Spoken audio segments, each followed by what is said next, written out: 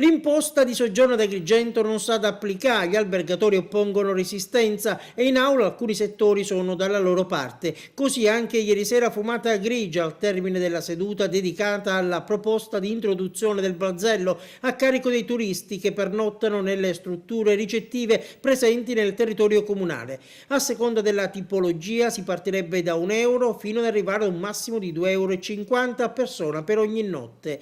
L'introito di questa imposta definita di scopo sarebbe di €500.000. I fondi già inseriti nel pluriennale 2014-2016 verrebbero destinati per migliorare la qualità della vita della città in termini di immagine, di servizi e di decoro. La proposta di deliberazione a serio rischio semaforo rosso è stata rinviata con il voto contrario di Forza Italia su iniziativa del capogruppo MPA Alfonso Vassallo. Non comprendo l'ostilità nei confronti di questa imposta di soggiorno, ha spiegato l'esponente autonomista. Che senso ha mettersi di traverso su un balzello la cui applicazione va a gravare esclusivamente sui visitatori? Ma non solo, l'incasso, ha sottolineato ancora Vassallo, permetterebbe di non far pagare più ai nostri contribuenti i costi riguardanti i servizi importanti come ad esempio l'illuminazione nella Valle dei Templi e la pulizia delle spiagge di San Leone.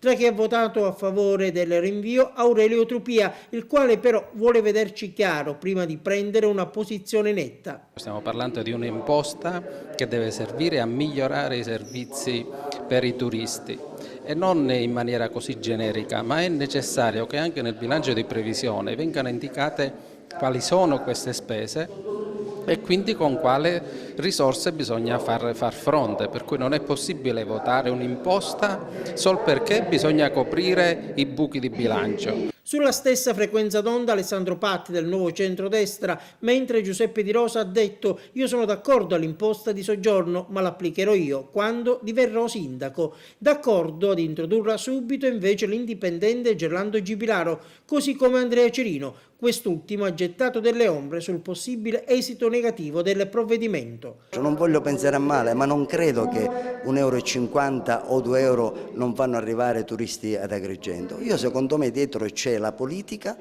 in questo momento siamo in campagna elettorale e quindi ognuno cerca di fare la politica. Se l'Aula voterà no, scriveremo una pagina negativa per la città di Agrigento. Perché?